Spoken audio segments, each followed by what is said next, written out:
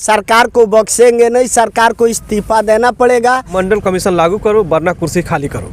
1932 को पूना पैक्ट में doctor B.R. Ambedkar ने पूना पैक्ट समझौते में कहा था कि समझौते के कारण हमारे समाज में दलाल और भड़ुए टाइप के लोग पैदा होंगे।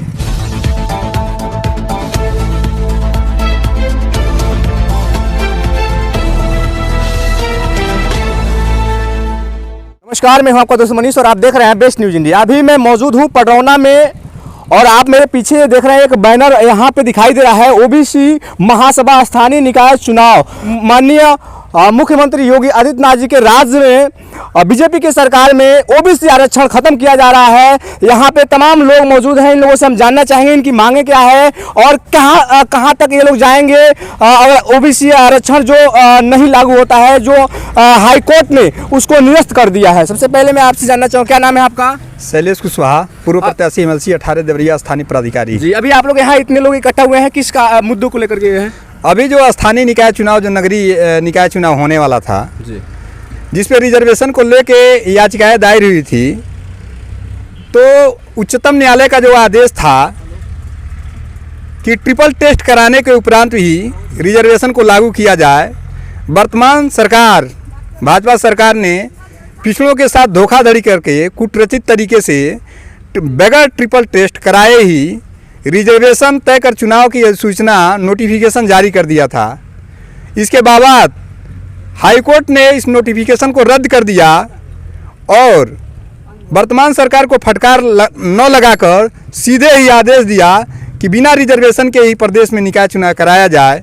जो ओबीसी महासभा इसका पुरजोर विरोध करती है तथा बिना रिजर्वेशन के ओबीसी रिजर्वेशन के आरक्षण दिए चुनाव न कराया जाने की मांग करती है। जी, अभी इतने लोग यहाँ इकट्ठे हैं, क्या करने के लिए, कहाँ जाएंगे आप लोग? इस जो निकाय चुनाव है, ओबीसी आरक्षण खत्म हुआ है, उसको वापस लाने के लिए क्या करेंगे आप लोग?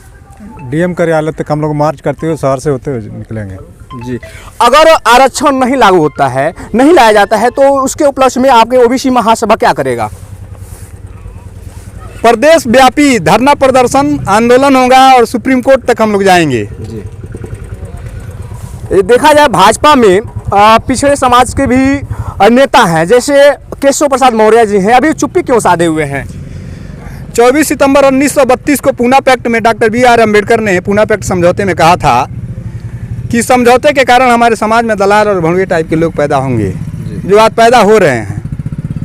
इसीलिए हम लोग रोड पे उतर के संघर्ष कर रहे हैं कि वोट हमारा, राज तुम्हारा, नहीं चलेगा, नहीं चलेगा, नहीं चलेगा। पूरे देश में ज़बरदस्त धरना प्रदर्शन किया जाएगा और ज़रूरत पड़ेगी तो जो वर्तमान स्थानीय निकाय चुनाव कराने की तैयारी कर रही है उत्तर प्रदेश सरकार, इसका बहिष्कार किया जाएगा। जी, और भी आप लोग आगे क्या करने वाले हैं इस निकाय चुनाव को लेकर के? हमारे अगर जो मांगों को पूरा नहीं किया जाता, हम देशव्यापी आंदोलन करेंगे। ओबीसी महासभा इसमें एकदम रोड पे उतर के पूरा आंदोलन करेंगे। जब तक ये लागू नहीं होगा ओबीसी आरक्षण, तब तक हम बहुत व्यापक रूप से आंदोलन करेंगे। जी, अभी आप लोगों का ये जो नारा क्या है नारा? हाँ, ट्रिपल टेस्ट, जैसे न्यायपालिका ने कहा था कि ट्रिपल टेस्ट लागू करके उसके बाद से आप आरक्षण लागू कर दीजिए, तो सरकार की ये लापरवाही है कि न्यायपालिका को आदेश का उल्लंघन करते हुए डायरेक्ट चुनाव कराने की फैसला कर लिया है। जी, सरकार से क्या कहना चाहेंगे आप? मंडल कमीशन लागू करो वरना कुर्सी खाली करो। जी, ओबीसी आरक्षण खतरे में है, आपका संविधान भी खतरे में है, ओबीसी आरक्षण भी खत्म कर दिया जा रहा है, आप क्या कहना चाहेंगे ऐसे सरकार को?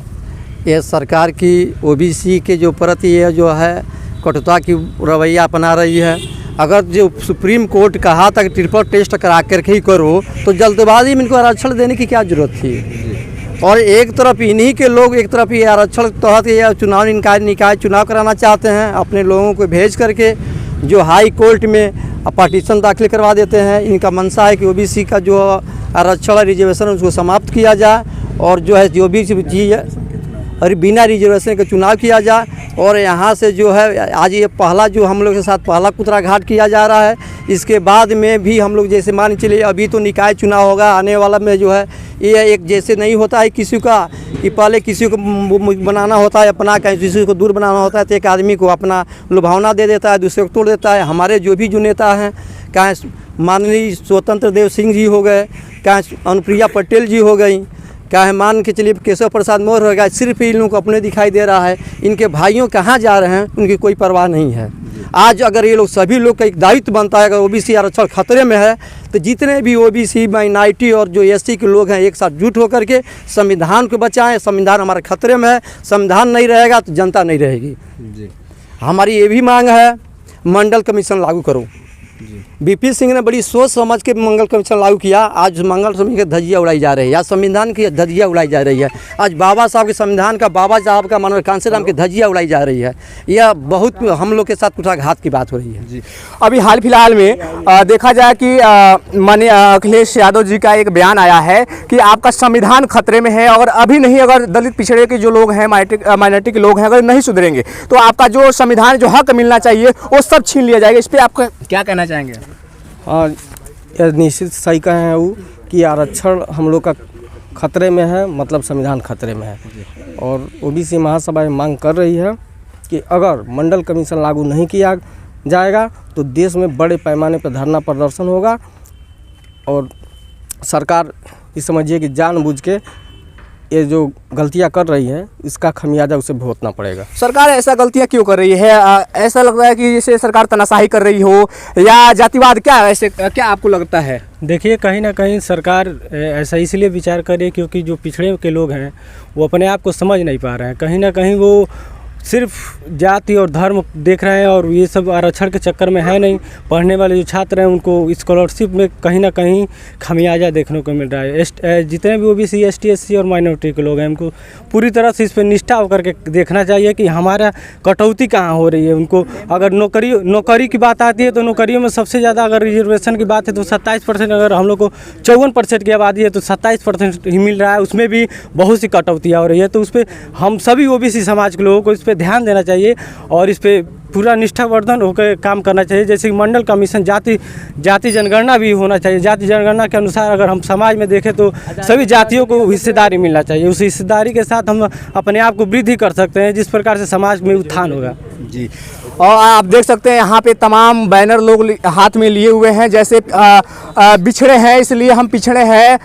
बहुत तरह के यहाँ पे 60% आरक्षण लागू, ओबीसी महासभा, तमाम यहाँ पे लोग मौजूद हैं, आप देख सकते हैं। और कहीं ना कहीं कहा जाए कि ओबीसी पिछड़े दलित जो वर्ग के लोग हैं इनकी आरक्षण खत्म होती जा रही है। तो ऐसे सरकार कहीं ना कहीं एक देखा जाए तानाशाही कर रही है, तो ऐसा नहीं होना चाहिए। सरकार को सबसे पहले आरक्षण लागू करना चाहिए, उसके बाद से ही निकाय चुनाव जो होने वाला है ये होना चाहिए। और भी लोग हैं, हाँ बताइए। सबसे पहले जो सरकार इतनी तनाशा है, जो 69,000 वैकेंसी जो टीचरों को हुआ उसमें 6800 जो ओबीसी का कोटा था वो सामान्य कोटे में भर दिया गया। उसका वो पहला फार्मूला था, दूसरा फार्मूला निकाय चुनाव में आ गया है। ये तो इसका काम है, ये पार्टी क्या है, आरएसएस वाले जो कहेंगे ये काम करता है। यूनिवर्सिटी में वही चीज़ है, जुडिशिये में वही चीज़ है, सब जगह तो उनकी मनमानी चल रहा है, तनाशाही चल रहा है। आप ये बताइए, हम सही टोटल इसको हम जिम्मेदार सरकार को मानते हैं जी। जैसे आप बताइए, सुप्रीम कोर्ट का जनरल का कहाँ उसका है जाति जनगणना किया गया, कहाँ उसकी स्थिति की जनगणना किया गया, कहाँ उसकी शैक्षणिक का जो है योग्यता का जो है उसका जनगणना किया, जिसके आधार पर सुप्रीम कोर्ट के जो है EWS जो है पास कर दिया जा रहा है। और हमारे यहाँ की जब बात आती है तो ट्रिपल टेस्ट कराओ, ये क्या बात है भाई? ये सरकार की जानबूझ की साजिश है और सरकार यही चाहती है कि लोगों को उलझा कर रख करके अपना काम कर रही हो। सरकार देखा है तानाशाह होते जा रही है। हम लोग सरकार से मांग करेंगे कि संख्या के आधारित पर सब कुछ किया जाए, नहीं तो हम लोग आगे चलेंगे। सरकार को बख्शेंगे नहीं, सरकार को इस्तीफा देना पड़ेगा। सरकार के मतलब ये नहीं है कि जो चाहे वो मनमानी कर सकता है। सरकार हम लोग से है, हम लोग नहीं है जी। जब सारे पब्लिक वोट देता है तो सरकार बनता है। अब अगर हम आ जाए सरकार में तो इसका मतलब ये नहीं हुआ कि हम पब्लिक को जैसे चाहे वैसे जो मर्जी अपना कानून लगाए, अपना व्यवस्था लगाए। यह सरकार को सुधरना होगा। संख्या के आधारित पर सारा कुछ उनको देना पड़ेगा, मजबूर होंगे, नहीं तो हम लोग छोड़ेंगे नहीं। हम लोग दिल्ली तक पहुँचेंगे, बख्शेंगे नहीं।